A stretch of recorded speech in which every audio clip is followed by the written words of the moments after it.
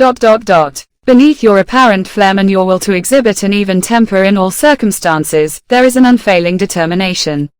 Capricorn is very structured. More than anyone, he remains his true self, loyal to his principles, his objectives and his projects. The time required for his ascent does not matter. Tenacity is your sign's forte. Never give up, maintain the same direction.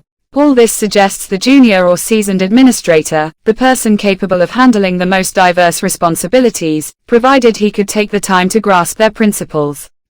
Capricorn is often believed to have a belated destiny and a slow evolution. Without giving too much credit to this thesis, sometimes refuted by facts, we shall admit that the natives of this sign have the capacity to patiently and methodically build the destiny. A blue-chip security, if you manage to avoid the traps of an excessive rigor and inflexibility. Your Ascendant, 26°58' Sagittarius. The Ascendant brings a lot of information on your personality. It is one of the keys which make possible to approach closely certain elements of yourself, such as your physical appearance, your character as other people perceive it externally at first contact, your immediate behavior, information about your health, your spontaneous reactions.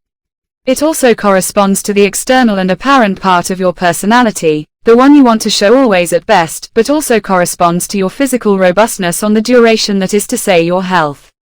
Your psychological nature is extroverted and independent, oriented towards expansion and sociability. You have the soul of a leader, energetic and active. Your charisma and your drive are fully integrated in the collective life. Indeed, as an action-oriented fire sign, you challenge yourself and succeed in accomplishing the task straight away.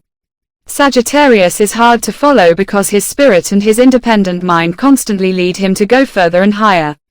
With this ascendant, you come across as charismatic, fiery, energetic, likable, benevolent, tidy, jovial, optimistic, extroverted, amusing, straightforward, demonstrative, charming, independent, adventurous, straightforward, bold, exuberant, freedom-loving. But you may also be irascible, selfish, authoritarian, inconsistent, unfaithful, brutal, unreliable, reckless, tactless or disagreeable. Sun in Capricorn. Moderation and maturity prevail over fieriness. Your nature is thoughtful, stable, reserved and cautious towards all novelties. You feel fragile on the affective plane. Therefore, you protect yourself in a closed shell and you project an image of solidity and seriousness. A cold manner conceals your affectivity. But a volcano is dormant in your ivory tower. Beneath your apparent phlegm and your will to exhibit an even temper in all circumstances, there is an unfailing determination. Capricorn is very structured. More than anyone, he remains his true self, loyal to his principles, his objectives and his projects. The time required for his ascent does not matter. Tenacity is your sign's forte. Never give up, maintain the same direction.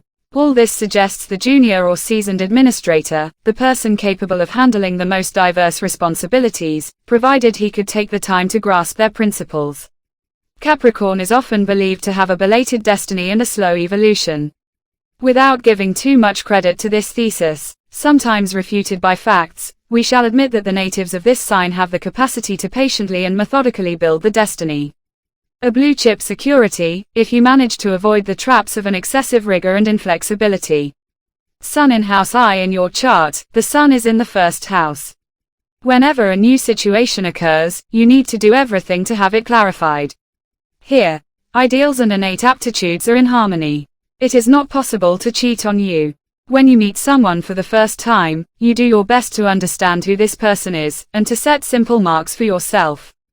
You never make a move if you don't know the rules of the game. Your honesty immediately wins people over, but it is most likely that your judgments are criticized and deemed too absolute. Moon in Pisces. On the day and at the time of your birth, the moon was in the sign of Pisces. Letting go is the best way to find tranquility. You are a loner and you find peace in isolation and contemplation. You may feel that only you can understand the elements of your intimate life. It is probably due to the peculiar nature of your sensitivity. Your intuition provides you with pieces of information that remain out of your entourage's reach. Your receptivity emphasizes the selective character of your behaviors. Not everyone can become a close friend, and your entourage must respect the precious moments of forgetfulness and indifference that are necessary for your balance. Your life rhythms are marked by your detachment from customs and outdated habits. You often go off on your own. You don't mind it, because real serenity can exist only if you live according to your inner demands. Moon in House 2. The moon is in your second house. Familiar objects have a lot of importance to you. Souvenirs, images redolent of your secret dreams, real estate, etc. They all contribute to the making up of your world and your home. You have the feeling that you own something only when you are in communication with it. Therefore, you select your capital according to your sensitivity. You are a second-hand goods dealer to the core, rather than a stock exchange speculator, and you sometimes give a fanciful value to things. Mercury in Capricorn. Mercury describes your relations, your communication skills and the way you relate to the external world. However, other astrological elements also influence these areas. The sign Mercury occupies is significant only if Mercury is part of your planetary dominance. In your chart, Mercury is in Capricorn. Your friendships are as solid as stone. The deepness of your exchanges is what matters above all, and the quality of your relationships prevails over quantity. You assimilate new concepts slowly because you need the time to judge them and analyze them before you accept them. You strive to keep your clear-sightedness on the alert in all circumstances. Your strength lies in your self-protection power and the ability to remain distant. The only danger is that your contacts may lack spontaneity. Mercury in House I. Mercury is in the first house. For you, each new situation constitutes a field for experimentation. When you face something which is unknown, your first reaction is to discover, to learn, and to exchange information. The inquiring mind you display is remarkable and fully acknowledged. Your entourage is amused or intrigued by the spontaneity and the mobility of your comportments. You find the whole world amazing, and anything new catches your attention. Mars in Pisces. The planet Mars indicates how you react to life concrete stimulations. It also describes your fighting spirit, your abilities to stand for yourself and to take action. With Mars in Pisces, your reactions are often unexpected and original. You have your own way to assert yourself. You do not react according to norms. You have a subtle, indirect, sometimes concealed way to influence the world. A world that moves you deep down and where you are alternately a pawn and the main player. You readily play with paradoxes, you take strange attitudes and you find disconcerting answers to life's concrete problems. You may not tackle common issues rationally, but better than anyone, you skillfully handle exceptional situations. The only danger is that, with your ambiguous attitudes, people may think that you are impenetrable. Mars in House 3. With Mars in the third house, relationships constitute a sort of confrontation and a dual experience. You try to turn communication into a tool for the development of your capacities to fight and to take action. Therefore, it is most likely that your reactions are very fierce when you deal with a new person or a new idea. You love, you hate, and you cross swords with reality. Your relationships with old acquaintances and new encounters are never devoid of ardor. You experience the world as a marvelous challenge. Jupiter in Scorpio. The planet Jupiter symbolizes expansion, broadness and generosity. Jupiter is associated with the functions of synthesis, enthusiasm and optimism. In your natal chart, his house position is more important than his sign position because, like Saturn, Uranus, Neptune and Pluto, he is a slow planet. Many people born in the same period have Jupiter in the same sign. This is the reason why the sign occupied here is less meaningful than when it is occupied by the so-called fast planets, i.e. the Sun, the Moon, Mercury, Venus and Mars. Therefore, some caution is to be exercised as you read what follows. Jupiter in Scorpio strengthens your emotional realm and your instinctive capacity to have more lasting and deeper feelings. Your sensuality and your sexuality are favored by this configuration. You may enjoy strokes of luck in the areas of finance, speculations, investments and inheritances. More than anyone, you can deal with mysteries and anything linked to the unknown. Jupiter in House X. Jupiter is in the 10th house. There he is, the greater benefic Jupiter, culminating in the middle of your natal sky. A good star, as the tradition has it. It is most likely that your adaptation faculties and your enterprising mind do not go unnoticed. People trust you and open doors for you, or at least, keep them ajar. Here as elsewhere, nothing is gained effortlessly. Nevertheless, enthusiasm and optimism favor successes. The only danger is that you may think too big. Venus in Capricorn. Venus describes your affective life. On the day of your birth, she is found in Capricorn. You are a fragile and sensitive person, and you give the priority to the deepness of your feelings and the steadiness of your relationships. Your senses do not respond to all forms of stimulations. Your affective life has a cautious, reserved, moderate and intense nature. You forget your feelings slowly. You distrust love at first sight. Like faithfulness, love must be earned. Nothing is readily given in this area. Your sensitivity is deep but discreet, intense but concealed, and inclines you to caution. Frivolous loves do not interest you. You value sentimental attachments based on total and mutual trust. You know the cost of misunderstandings and delusions, and you never commit yourself thoughtlessly. Modesty is a quality in some cases. But why do you hide your feelings so often? As you protect yourself too much, as you want to avoid being hurt, you may get locked up in an ivory tower, and you may miss passionate loves. You may uselessly complicate situations. Life together is simpler than you may think. You must learn to trust it. With time, you will be at your best. Venus in House I. Venus expresses her qualities through the values of the first house. Your first reactions are affective or sensual. Before you start to think, to accept your interlocutor, or to keep your distance, you follow your dislikes or your infatuations, sometimes quite blindly. You discover the world, the others, and the unknown through your sensations, your instinctive desire, or your natural repulsions. Emotions precede reasoning. The keywords of your personality are charm, seduction, and desire. Saturn in Taurus. The planet Saturn symbolizes contraction, effort, time, limitation, and concentration. Saturn eliminates anything that is not authentic, sooner or later. It is impossible to cheat him, as he gives an irresistible desire to form a coherent whole with oneself, in responsible and wise ways. He is the great purifier. He represents our limitations but also our truth. In your natal chart, the house position where Saturn is posited is more important than his sign position because, like Jupiter, Uranus, Neptune and Pluto, he is a slow planet. Many people born in the same period have Saturn in the same sign. This is the reason why the sign occupied here is less meaningful than when it is occupied by the so-called fast planets, i.e. the Sun, the Moon, Mercury, Venus and Mars. Therefore, some caution is to be exercised as you read what follows. Saturn in Taurus decreases your appetite for material things, but he endows you with more caution and wisdom in the financial area in general. He also gives you a more obstinate and deeper nature. Saturn in House IV. In your natal chart, Saturn is in the 4th house. Your attitude is highly selective.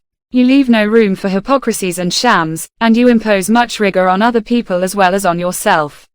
Not everyone can enter your private spheres. By nature, you doubt people and relations, and you seek a personal world which is devoid of compromise. You do not cheat with intimate issues.